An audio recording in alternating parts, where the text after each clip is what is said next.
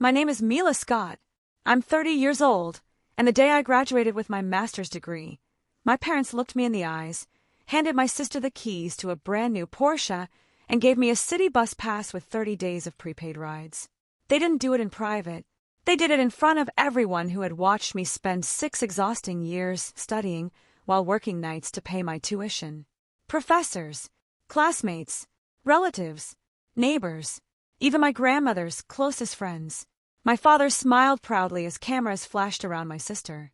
Then he looked at me, held up the thin plastic transit card between 2 fingers, and said loud enough for every guest to hear, "This makes a lot more sense for someone like you." Laughter spread through the crowd before I even understood what had happened. My mother didn't stop it. She made it worse. "Madison knows how to enjoy success," Nellie said, brushing imaginary dust from my sister's expensive dress. "You've always been practical. A bus pass suits your personality." More laughter. Someone behind me whispered, "I thought she was the smart daughter." Another voice answered, "Apparently not smart enough." I felt every pair of eyes turning toward me, not with sympathy, with curiosity. People love watching someone get humiliated when they don't expect them to fight back. Madison twirled the Porsche key around her finger before walking toward the dealership ribbon waiting outside the venue. The car sat beneath a silk cover with a giant red bow, surrounded by photographers my father had hired for the occasion. She pulled away the cover dramatically. The metallic silver paint reflected the afternoon sun. Everyone applauded. William wrapped one arm around her shoulders. "This," he announced proudly, "is what happens when parents invest in the child who knows how to make them proud." His eyes drifted toward me, just long enough for everyone to understand exactly who he meant. A few relatives lowered their heads. Most simply smiled. No one defended me. Not one person. I looked down at the bus pass resting in my palm. It wasn't even new. The edges were scratched. The plastic had faded from use. Someone had peeled an old transit sticker off the back. It had belonged to someone else before it belonged to me. That realization hurt more than the laughter. They hadn't even bought me a new one. Madison laughed when she noticed me staring at it. "Don't look so disappointed," she said while slipping into the driver's seat of her Porsche. "At least now you'll finally arrive somewhere on time." Another wave of laughter. My father tossed me a small envelope. "Your graduation gift isn't complete." For one foolish second, I thought he'd realized he'd gone too far. Maybe tickets, maybe money, maybe even a handwritten apology. Inside the envelope was a printed bus schedule for every route between my apartment and downtown. My father couldn't stop smiling. "See, now you won't even have to figure out which bus to take." Even my cousins laughed. Someone started clapping. I heard a phone recording the entire scene. I folded the paper carefully instead of tearing it apart, because in that exact moment, something inside me became perfectly calm. Not because the humiliation stopped hurting, because I finally understood something I should have realized years earlier. They weren't trying to celebrate Madison. They were trying to convince everyone that I deserved less. And if 30 people watched it happen without saying a word, they'd probably believe it too. I slipped the folded bus schedule into my purse, kept the transit card, said nothing. That confused them more than tears ever could. People expecting a breakdown never know what to do with silence. As everyone gathered outside around the Porsche, I quietly walked toward the city bus stop across the street. None of them noticed. None of them cared. Rain had just started falling when the bus arrived. I sat beside the window, still wearing my graduation gown, while students from other families laughed, hugged their parents, and loaded flowers into their cars outside the auditorium. My phone vibrated. Not from my parents. Not from Madison. An unknown number. I almost ignored it. Instead, I answered, "Am I speaking with Mila Scott?" "Yes. My name is Harold Ford. I apologize for calling without notice. I've spent the last 3 months reviewing anonymous submissions from this year's National Healthcare Design Competition." My heartbeat slowed. I had entered that competition months earlier. Almost forgotten about it. Harold continued, "Your project didn't just win. It changed a decision our board thought had already been made." I looked back through the rain-covered window. Across the street, my parents were still posing beside the Porsche. None of them had any idea that the phone call I had just answered was worth far more than the car they had spent months showing off. And they were about to make the biggest mistake of their lives. The bus ride home lasted 37 minutes. It felt like an entire lifetime. Every bump in the road reminded me that, less than an hour earlier, my parents had celebrated my sister's future while publicly assigning me mine. A used bus pass. 30 days. That was apparently the value of 6 years of sacrifice. The call with Harold Ford replayed in my mind. He hadn't congratulated me. He hadn't mentioned money. He had simply asked if I could meet him later that week because people needed to see my work before someone else claimed the opportunity. He refused to explain anything else. The mystery lingered just long enough to keep my mind occupied, until I reached my apartment. A large cardboard box sat outside my door. There was no shipping label, only my mother's handwriting. For Mila. I actually smiled. For the second time that day, I made the mistake of believing my parents had realized how cruel they'd been. Maybe Dad had sent flowers. Maybe Mom had written an apology after everyone left. Maybe. I carried the box inside, locked the door, opened it. My smile disappeared. Inside were every remaining thing I'd ever left at my parents' house. Old photo albums, my childhood trophies, a stuffed rabbit Grandma had sewn by hand when I was 6, boxes of notebooks, my high school yearbooks, every birthday card Grandma had ever written. Everything had been dumped together without care. At the very bottom, a folded note. I recognized my mother's handwriting immediately. We needed the room. That was all. No signature. No explanation. Just, we needed the room. I stared at those 4 words for nearly a minute. Not because I didn't understand them. Because I understood them perfectly. They hadn't simply cleaned out a bedroom.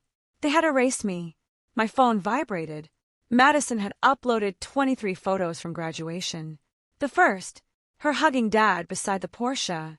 The second, Mom kissing her forehead. The third, our entire family around the car. I wasn't in a single picture. Not one. Then I noticed the caption. Forever grateful to the parents who always believed in me. The comments started pouring in. You were always the successful one. Your parents must be so proud. Hard work pays off. Then came the one that made my stomach tighten. My own aunt. Some children simply know how to make sacrifices worthwhile. I set my phone face down. 5 minutes later, someone knocked on my door. I wasn't expecting anyone. When I opened it, Grandma stood there. She hadn't driven. One of her neighbors had brought her. She looked exhausted. More exhausted than she had at graduation. Without saying a word, she walked inside and looked at the open box on my living room floor. Her shoulders dropped. So they finally did it. You knew. She nodded slowly. They've been talking about turning your room into Madison's dressing room for months. Months. They had planned it before I even graduated. Grandma sat carefully on the couch. I argued with them. They said you were old enough to let go. I laughed. Not because it was funny. Because I suddenly realized something. The bus pass hadn't been today's humiliation. It had been today's performance. This was the real decision they'd already made. Grandma reached into her purse. She handed me a small brass key. This was yours. I frowned. What is it? The old cabinet in my garage. I told your grandfather years ago that one day I'd know who deserved what was inside. What is inside? She smiled sadly. If I tell you now, your parents will ruin it. Before I could ask another question, her phone rang. She looked at the screen. Her expression changed instantly. It's your mother. She rejected the call without answering. 30 seconds later, it rang again. Then again. Grandma sighed. They're looking for me. Why? They're showing Madison her new room tonight. I felt something tighten in my chest. My room. She corrected me gently. It used to be. Neither of us spoke for several seconds. Finally she stood. I have to go before they send someone looking. At the door she turned back. Mila, don't throw any of this away. She pointed toward the box. One day, you'll understand why. After she left, I looked around my tiny apartment. Boxes everywhere. My entire childhood reduced to cardboard. My phone buzzed again. Unknown number. Harold Ford. I apologize for calling twice in one day. It's all right. I've just left the judging committee meeting. And a brief silence. Then, I'd rather not tell you over the phone. My heart started racing again. I need you at my office tomorrow morning. Is something wrong? No. Another pause. Actually, something is very right. Before I could ask anything else, he added one final sentence. And Mila, whatever your family told you today, don't make any decisions about your future until after we meet. The call ended. I stood there holding my phone, surrounded by the pieces of a life my parents had decided no longer belonged in their home. Across town, they were celebrating Madison's new Porsche.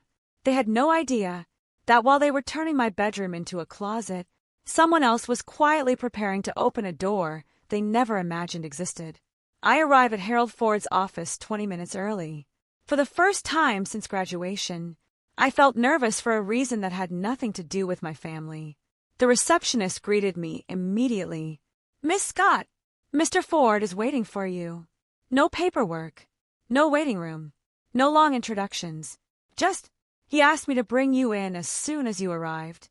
That alone told me this meeting mattered. Harold stood beside a conference table covered with architectural models. Hospitals, cancer treatment centers, children's rehabilitation clinics. Nothing extravagant. Every building had clearly been designed to make difficult days feel a little less frightening. He noticed me studying them. Beautiful buildings aren't enough. They have to heal people before the doctors do. That single sentence explained more about him than an entire conversation could have. He motioned toward a chair. "I imagine yesterday wasn't easy." I almost apologized, then stopped myself. "I've had worse." He smiled. "No, I don't think you have." Instead of discussing the competition, he placed my submission on the table. Every page had colored notes. Some questioned technical choices. Others praised the patient flow. Several pages carried signatures from architects whose names I'd only seen in textbooks. One comment had been underlined 3 times. "She designs for people, not for awards." I stared at it. Harold quietly sat across from me. Nearly 4,000 architects entered. "You finished first." The words echoed inside my head. Finished first. Not shortlisted. Not honorable mention. First. I laughed softly. Not because it was funny. Because after everything that had happened yesterday, I genuinely believed I had forgotten what winning felt like.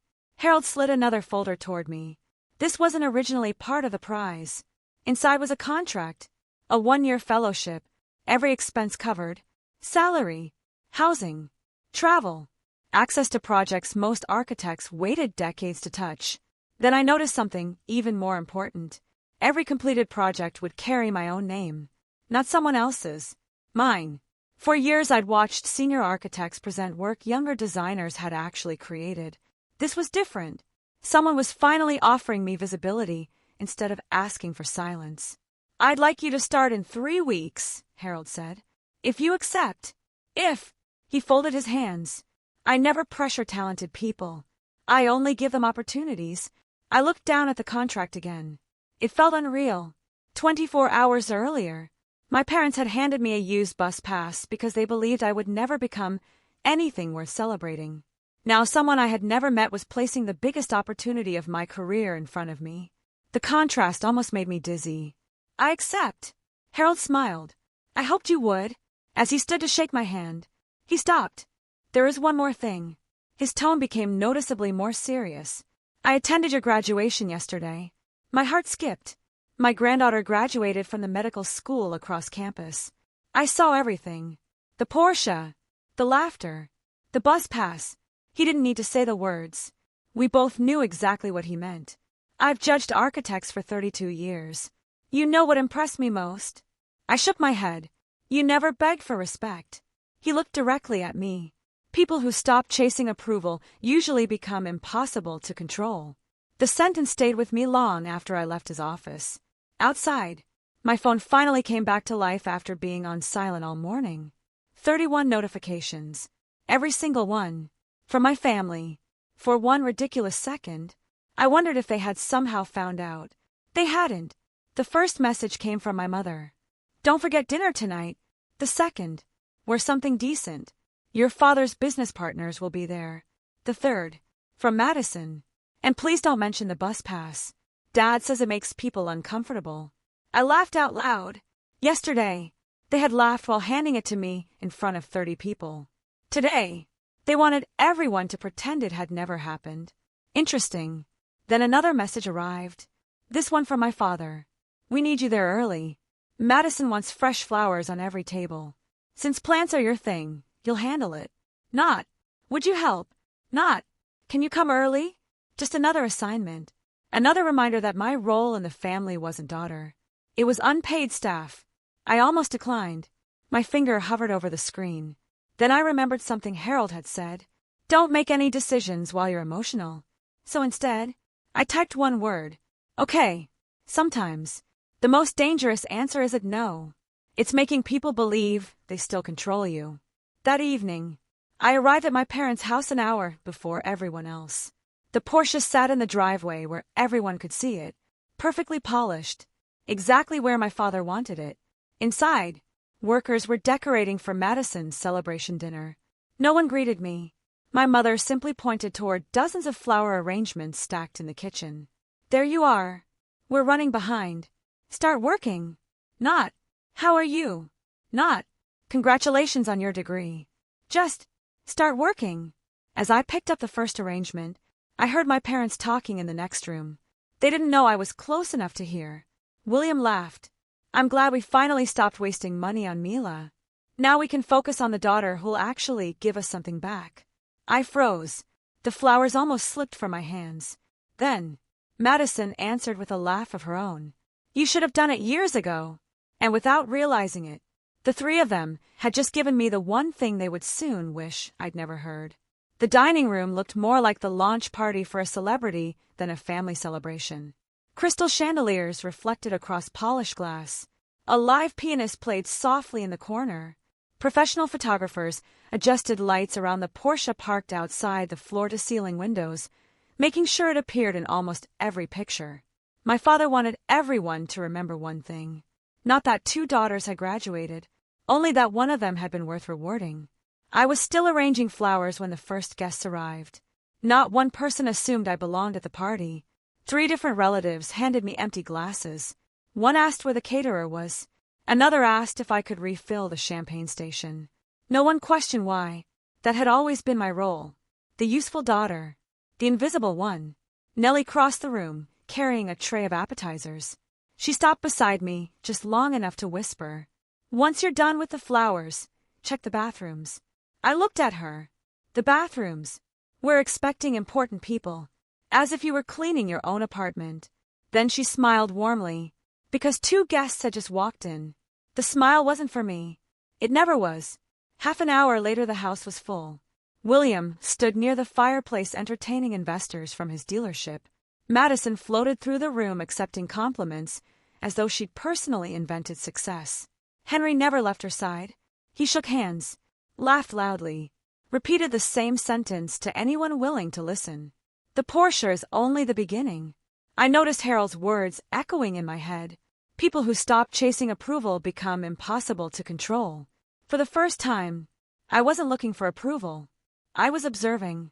And once I stopped needing their validation, I started noticing things I'd ignored for years. Henry wasn't confident. He over-explained everything. William laughed harder whenever someone questioned his business.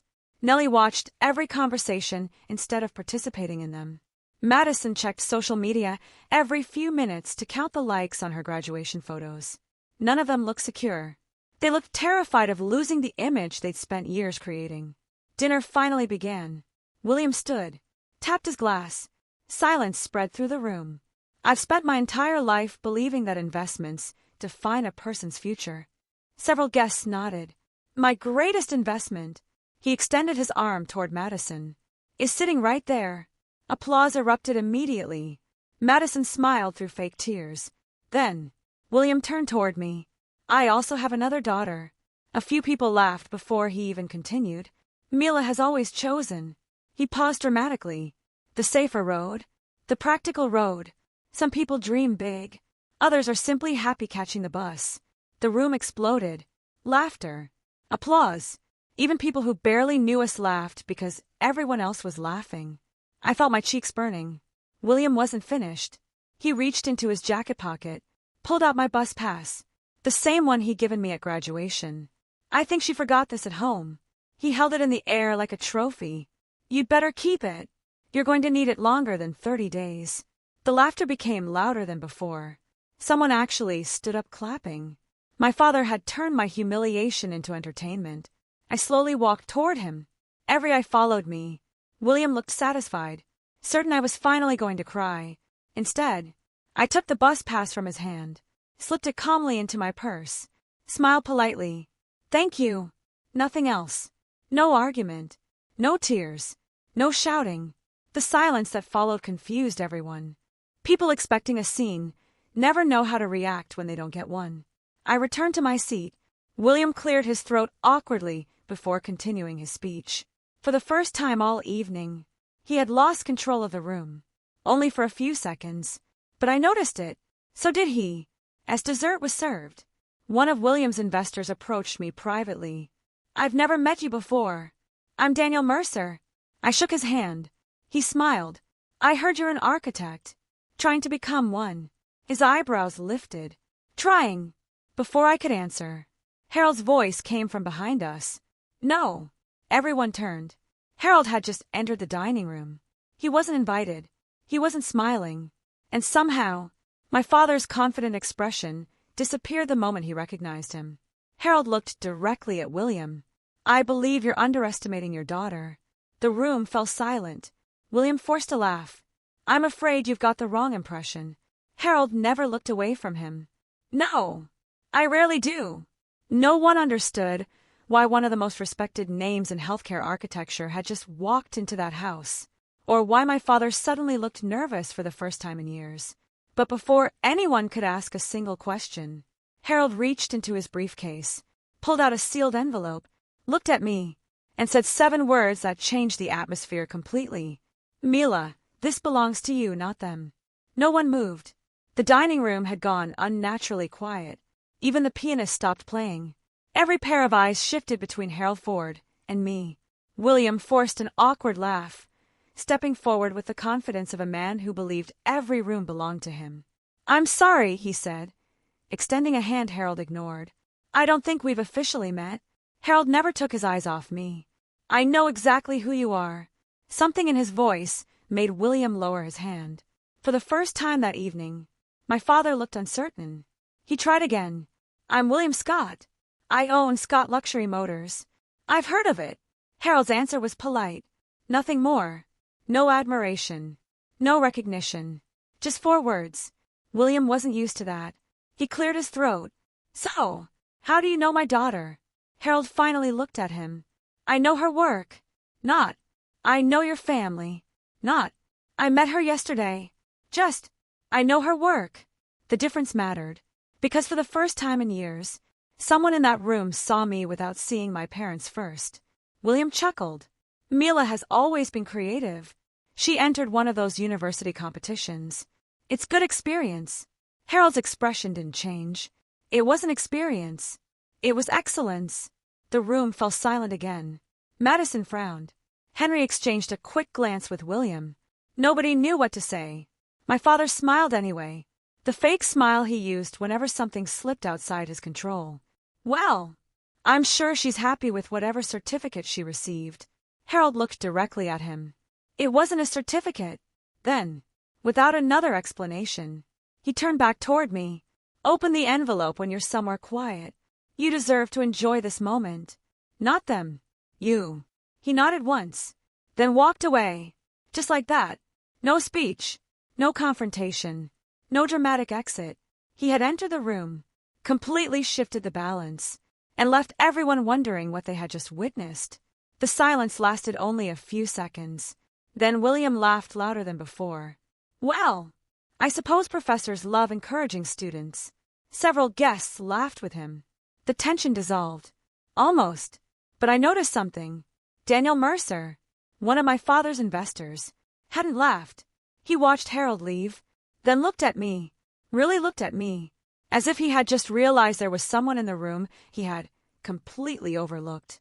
That lasted only a second, but I noticed. The party slowly resumed. Music returned. Conversations restarted. Only, they sounded different now. Not because anyone knew what was inside my envelope, because uncertainty had entered the room. William hated uncertainty. He crossed the room toward me while pretending to smile for nearby guests. The second we were alone, his expression changed completely. What exactly was that about? I don't know. You don't know. He congratulated me. For what? My project. He frowned. What project? The competition. He dismissed it with a wave. I told you. Those competitions don't matter in the real world. I simply nodded. He wanted an argument. I wasn't giving him one. As more guests left, Nellie appeared beside me carrying 3 garbage bags. Take these to the curb. I stared at her. The cleaning crew is coming tomorrow. They don't deal with trash. She smiled sweetly. Besides, you're already outside. It wasn't a request. It never was. I carried the bags toward the driveway. The Porsche gleamed beneath the lights. Madison stood beside it recording another video. Oh, perfect. She turned the camera toward me. My sister's helping clean up. She's always been the responsible one. Henry laughed behind the phone. Everyone has different talents. She uploaded the story before I even reached the garbage bins. Within seconds, notifications began appearing on her screen. Thousands of followers laughing at another joke made at my expense. As I turned back toward the house, I noticed something unusual. Daniel Mercer was standing alone beside the Porsche. He wasn't looking at the car. He was looking at me. You know, he said quietly. I've worked with Harold Ford twice. I stopped. He doesn't attend private parties. He doesn't hand envelopes to people. He doesn't praise anyone unless he's absolutely certain. I remained silent. Daniel smiled. I think your father has no idea who he's talking to. Before I could answer, William called from inside the house. Mila! His tone wasn't affectionate. It sounded like another order. I excused myself and walked back inside. The last guests were leaving. Nellie was already inspecting the dining room. She pointed toward the stack of dishes covering the kitchen island. Wash everything before you leave. I looked around. Madison had already gone upstairs. Henry was saying goodbye. William was pouring himself another drink. Not one of them had touched a single plate. I rolled up my sleeves, turned on the water, and began washing dishes in the house where I had just earned the greatest opportunity of my life, while the people who should have been celebrating me still treated me like unpaid help. Then, through the kitchen window, I saw William standing outside with Daniel Mercer. I couldn't hear the entire conversation. Only one sentence. Daniel looked directly at my father and said, "If I were you, I'd stop underestimating your daughter." William laughed. Dismissively. Confidently. Exactly the way people laugh. Seconds before making the biggest mistake of their lives. I didn't leave my parents' house until almost 1 o'clock in the morning. By the time I finished washing the dishes, wiping down the counters, taking out the trash, and locking the back door, Madison had already posted another dozen photos celebrating what she called the perfect graduation weekend. I wasn't in a single one, not even in the background. It was as if I had never been there. The bus ride home was almost empty. I sat beside the window with Harold's envelope resting on my lap. For nearly 40 minutes, I couldn't bring myself to open it, not because I was afraid, because for the first time in years, I wanted one moment that belonged only to me. No laughter. No comparisons. No audience. Just me. When I finally unlocked my apartment door, I placed the envelope on the kitchen table and carefully broke the seal. Inside were 3 documents: the fellowship agreement, a confidentiality contract, and a third folder marked confidential client selection. I frowned. Harold hadn't mentioned another client. I opened it. The first page contained architectural renderings unlike anything I had ever seen. A state-of-the-art rehabilitation campus, children's hospitals, research facilities, housing for families. The estimated construction budget sat at the bottom of the page. $1.8 billion. I blinked twice, certain I had misread the number. I hadn't. Attached to the proposal was a handwritten note. The board unanimously selected your competition project as the conceptual foundation for this development. Final approval will depend on your performance during the fellowship. I stopped breathing. My graduation project was no longer just a student project. It had become the blueprint for one of the largest healthcare developments in the country. Nobody outside that office knew. Not even my parents. Especially not my parents. The next morning, my phone exploded before I had even poured coffee. Mom. 3 missed calls. Dad. 2 missed calls. Then a text. Come by the house. Madison needs a favor. Not. Can you? Not. Please. Needs. Always needs. I looked at the clock. 7:30. My first official fellowship meeting started at 8. I typed a simple reply. I'm working. Less than 10 seconds later, William called again. I answered. What? You've got your priorities backwards. I already told you. I'm working.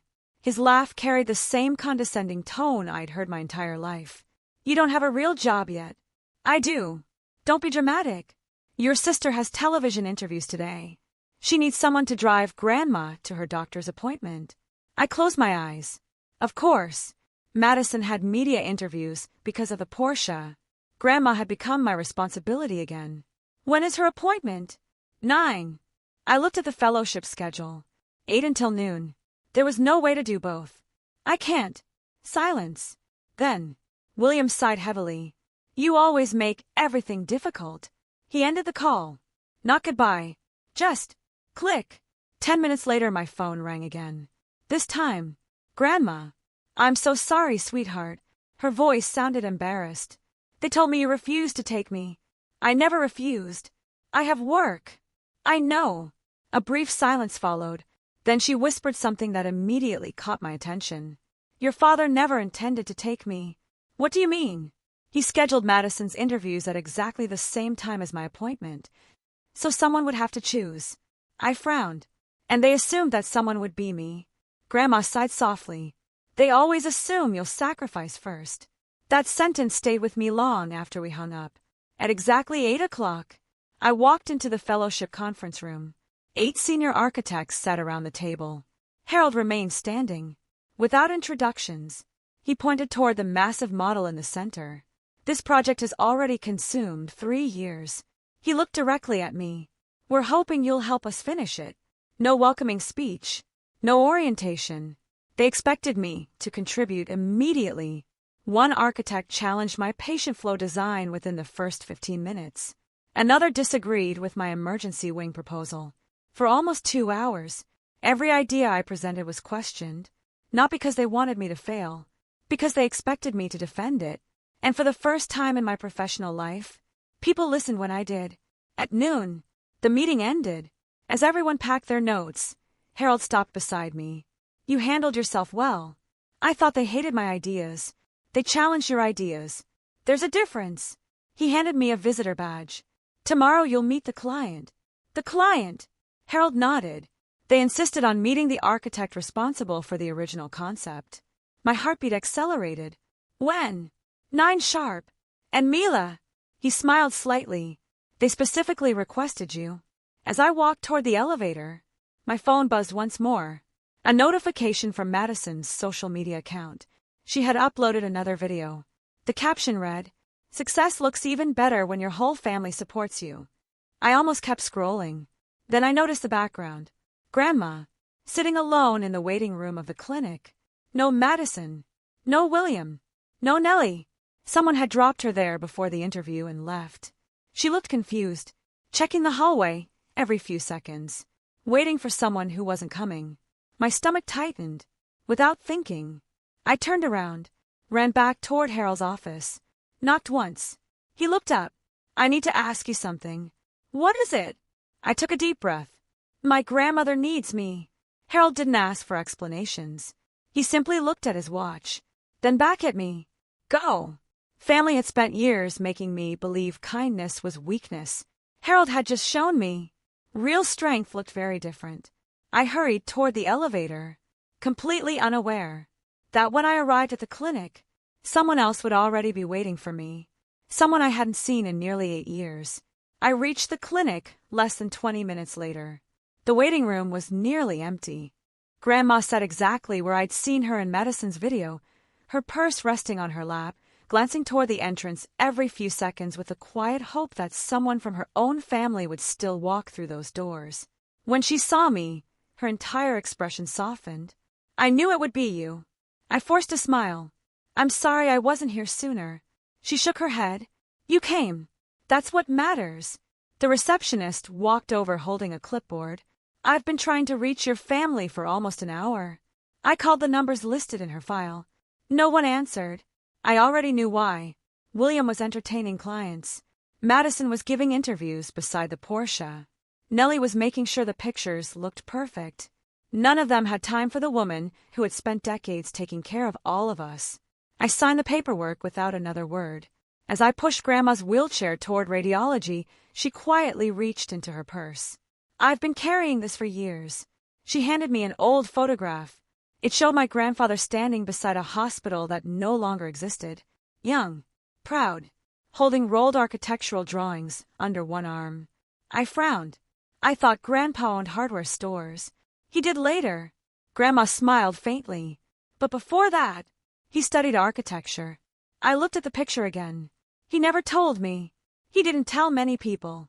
He gave it up when money became more important than dreams. She looked directly at me. When I watch you, I see him. Before I could answer, the nurse called her name. The examination lasted almost 2 hours. When we finally returned to the lobby, my phone vibrated. Dad. 5 missed calls. Mom. 3. Madison. 7. Then a message from William. Where the hell are you? Seconds later. Another. The investors asked about you. Then another. You embarrassed this family today. I stared at the screen. Embarrassed them? After they abandoned Grandma? The irony was almost impossible to process. As I helped Grandma into my car, another notification appeared. Madison had uploaded a new interview. She stood beside the Porsche, smiling at the reporter. My parents taught me that family always comes first. Grandma watched the video over my shoulder. Neither of us spoke. She simply turned the phone face down. I think she actually believes that. I drove Grandma home. Not to my parents' house. To hers. The small house, where every birthday had been celebrated before appearances became more important than people. The garden was overgrown. The porch needed paint. The mailbox leaned slightly to one side. Yet somehow, it still felt warmer than my parents' mansion. Grandma unlocked the front door slowly. I haven't had the energy to keep up with the garden. I looked around. The flower beds were filled with weeds.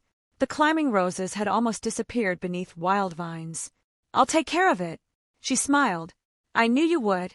3 hours later, my hands were covered in dirt. I had barely finished clearing the first flower bed when another car stopped outside. A black luxury sedan. William stepped out first. Nellie followed. Madison climbed out of the passenger seat without even looking at the house. She was still wearing the same designer outfit from the interview. No one greeted Grandma. William looked directly at me.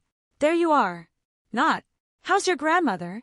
Not, is she all right? Just, there you are. He walked across the yard. The Mercer account almost fell apart because you disappeared. I stood up slowly. I told you I was working. You had responsibilities. I did. I was taking Grandma to her appointment. His jaw tightened. We would have handled that. Grandma spoke before I could. No, you wouldn't. Silence. William looked at her, surprised. You left me there. I waited 92 minutes.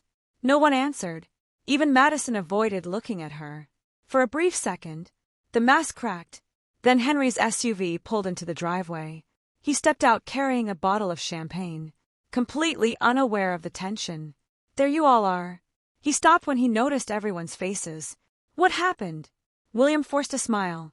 Nothing. Henry shrugged. Good. I've got great news. He held up a folder. My investors finally approved the expansion. Madison immediately hugged him. I told you. William laughed proudly. I always knew you had the business mind this family needed. Henry looked around confidently. This is just the beginning. I'll be signing everything tomorrow morning. Across the yard, Grandma quietly whispered something only I could hear. Tomorrow. Yes. She looked at Henry for several seconds, then back at me. I've seen that expression before. What expression? The one people wear, right before they lose everything. Before I could ask what she meant, my phone vibrated. A message from Harold. Board meeting moved to tomorrow morning. The client requested that you present the original concept yourself. Same morning, same time, as Henry's biggest business deal. Neither of us knew it yet, but by the end of the next day, only one project would still be standing. I barely slept that night, not because I was nervous, because I couldn't ignore the strange coincidence. Henry had spent months bragging about the biggest deal of his life. Harold had just told me the board wanted me presenting the master concept for the largest healthcare project I'd ever seen. Same morning, same hour, different worlds. Or so I thought. The conference room was already full when I arrived. Representatives from the foundation, senior architects, financial advisors, healthcare executives. No one looked at me like a student anymore. They looked at me like someone expected to contribute. Harold stood beside the presentation screen. There she is. Without another introduction, he handed me the remote. The floor is yours. For nearly 40 minutes I walked them through every decision behind my original concept. Patient circulation, natural light, family accommodations, emergency logistics, recovery gardens. No one interrupted to be polite. They interrupted because every detail mattered. Exactly the kind of room I dreamed of joining since college. When I finished, silence filled the room. Not uncomfortable silence, the kind that follows something people are still processing. Then one of the board members slowly closed his notebook. I've changed my vote. Another nodded. So have I. A third leaned forward. I think we've been looking at this project from the wrong perspective. Harold never smiled, but I noticed the corner of his mouth move slightly. That was enough. The chairman finally spoke. Miss Scott, we'd like you to remain involved throughout the entire design process. My heartbeat accelerated. This fellowship was originally intended as a one-year mentorship. He exchanged a glance with the rest of the board. We're changing that recommendation. My fingers tightened around the presentation remote. We'd like to offer you a permanent position. For a second, I forgot how to breathe. Everything I'd spent years working toward had arrived far sooner than I ever imagined. Then Harold added quietly, You earned it. Not luck. Not sympathy. Earned. My phone vibrated repeatedly inside my bag. I ignored it. The meeting continued for another hour. When we finally adjourned, I checked the screen. 9 missed calls. All from William. 1 message from Nellie. Call your father immediately. Another from Madison. Answer your phone. Now. Before I could react, Daniel Mercer walked toward me. He looked nothing like the relaxed investor I'd met at my parents' party. His expression was tense. I've been trying to reach you. What happened? He hesitated. Henry's presentation collapsed. I frowned. What do you mean? The investor started asking technical questions. He couldn't answer them. Daniel paused. Then someone discovered several of the financial projections had been copied from another proposal. I felt my stomach tighten. Copied. The meeting ended in less than 15 minutes. Outside the building, my phone rang again. William. This time I answered. What? His breathing was uneven. Where are you? At work. I need you to come home. Need. There was that word again. I can't. You don't understand. No. His voice cracked for the first time in my life. You don't understand. Henry's investors pulled out. They're demanding explanations. I remained silent. He continued speaking faster. They're saying someone questioned the credibility of the project before the meeting even started. Who? I don't know. They just walked out. The call suddenly disconnected. An hour later, another notification appeared. Madison had deleted every graduation photo featuring the Porsche. Every single one. Curious. I opened her profile. Comments were multiplying by the second. Is it true Henry's project failed? What happened to the investors? Why did you delete yesterday's posts? For the first time, the perfect image she'd spent years building had started to crack. That evening, Grandma called. I heard your father stop by. He did. He wanted to borrow money. I froze. From you. She laughed softly. I've lived long enough to recognize desperation. What did you tell him? I told him I only lend money to people who repay kindness first. She paused. He left angry. Of course he had. People like William never expected the people they ignored to become the ones holding answers. As I ended the call, Harold sent one final message. Excellent work today. Tomorrow we're introducing you to the principal funding partner. I smiled. The funding partner. Another door opening. Another step forward. Across town, William was desperately trying to save Henry's collapsing business. Neither of them realized that the next person scheduled to walk into my office the following morning was someone whose single decision could change both of our futures forever. The following morning began with 2 phone calls. One represented everything my family had spent years trying to build. The other represented everything they were about to lose. Harold's call came first. The funding partner moved the meeting up. "They're already here. I'll be there in 20 minutes. As I grabbed my bag, my phone rang again. William. For the first time in my life. I almost didn't answer. Almost. His voice no longer carried the confidence that had filled every room he'd ever entered. Mila. It was the first time he had said my name without sounding annoyed. "We need your help." Not, "We need you to clean." Not, "We need you to pick up Grandma." Help. I stayed silent. He rushed to fill the silence. "Henry's investors are threatening legal action. They're saying he misrepresented financial projections. They're freezing every pending agreement. We just need someone to explain things calmly." I frowned. "Why me?" "Because you're good with people." The irony was almost unbearable. For years I had supposedly been the daughter with no ambition. Now, I was suddenly the reasonable one. "I'm working." "Mila." His voice cracked. "Please." It was the closest thing to humility I had ever heard from him. "I can't." I ended the call before he could answer.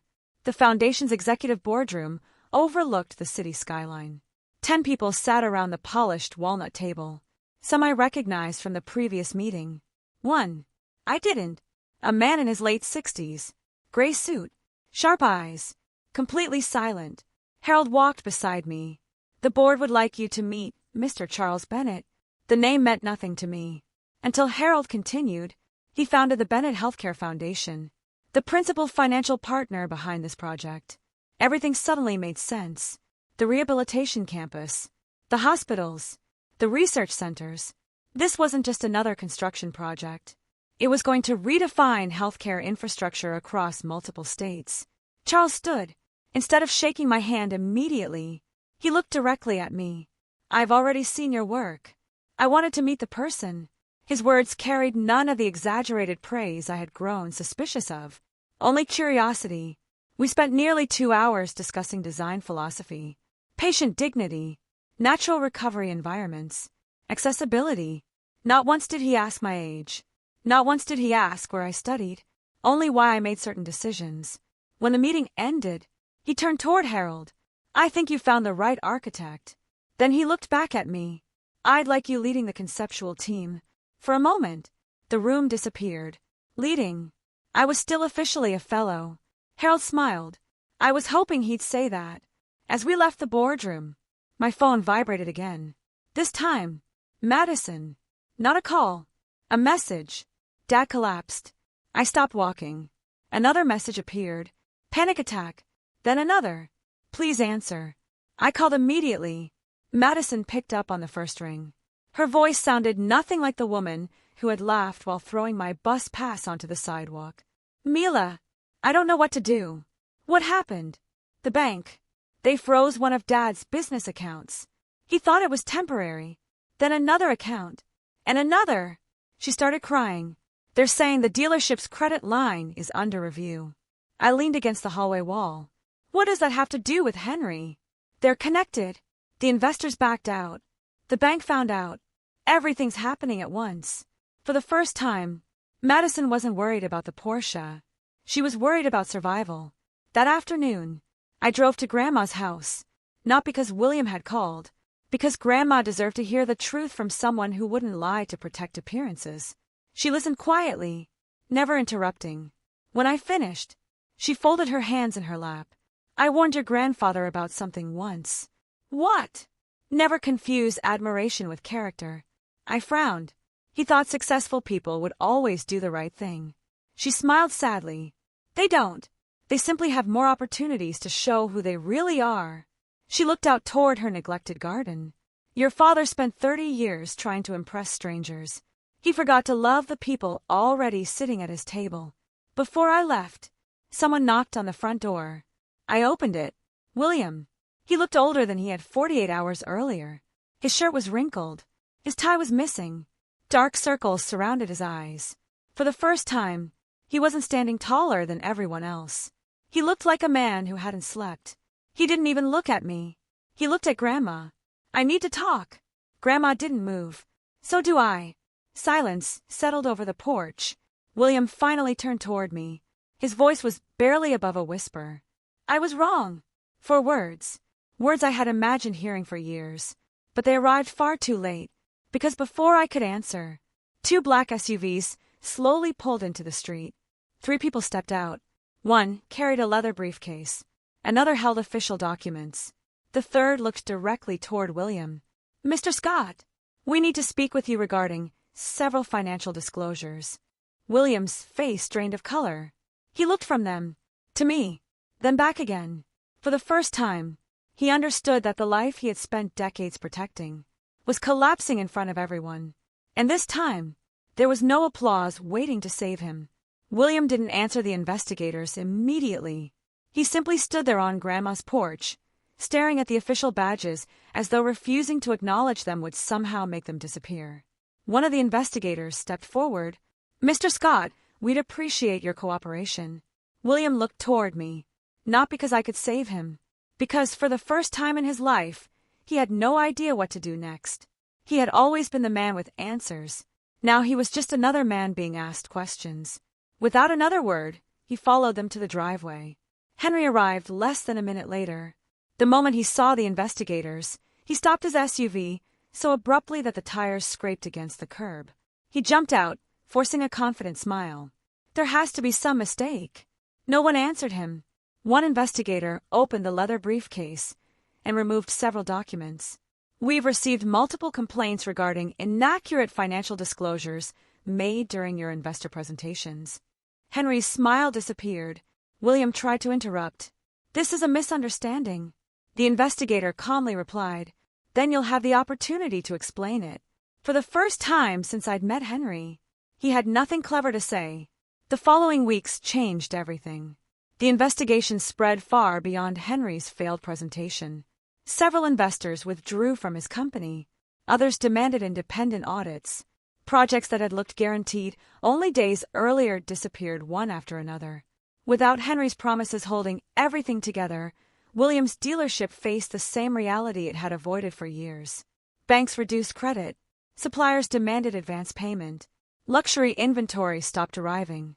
Customers quietly went elsewhere. No dramatic explosion. No overnight collapse. Just a slow unraveling that couldn't be stopped.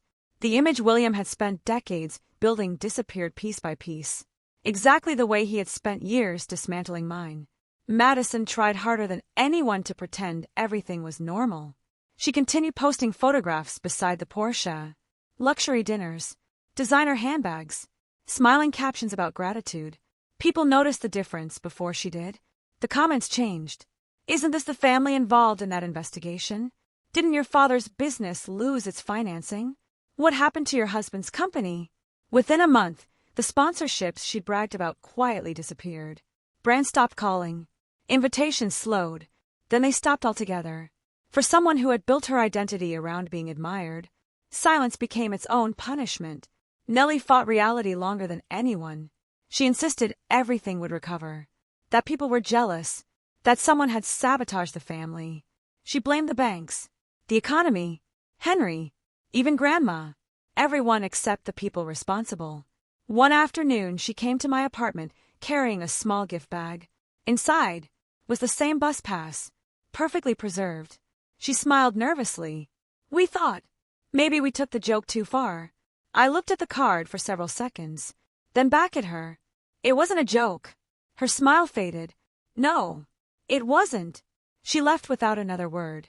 3 months later, the rehabilitation campus officially broke ground. Harold stood beside me during the ceremony. Thousands of people attended. Doctors, nurses, patients, families, architects. No one knew the story behind the bus pass. No one needed to. Harold handed me a small framed photograph before I walked onto the stage. It showed my original graduation sketch beside the first approved construction plans. They're almost identical, I whispered. They should be, Harold replied. The first idea is usually the honest one. When my turn came to speak, I looked across the audience. Near the back, almost hidden behind a row of reporters, stood William. He wasn't wearing one of his expensive suits anymore. Just a plain jacket. His shoulders seemed smaller, older. He didn't wave. He didn't interrupt. He simply listened.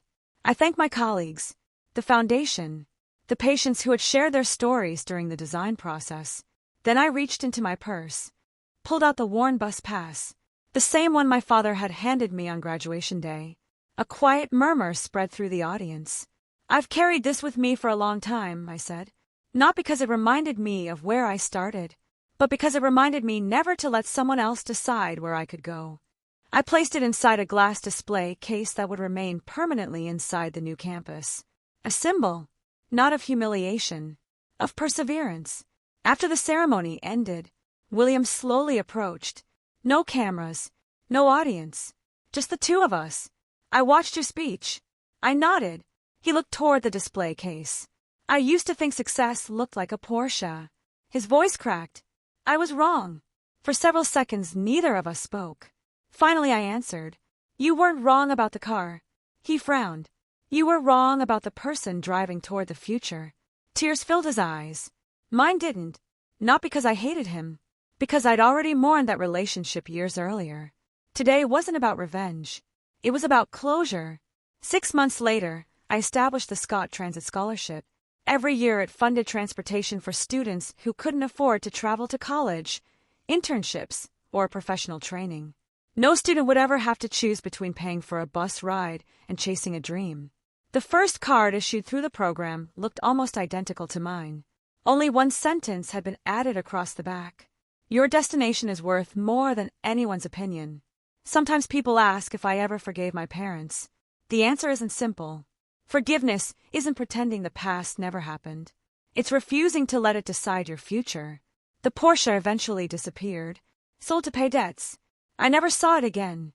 The bus pass stayed with me, not as a reminder of what my parents thought I deserved, but as proof that the smallest thing someone uses to humiliate you can become the very thing that carries you toward a life they never imagined possible.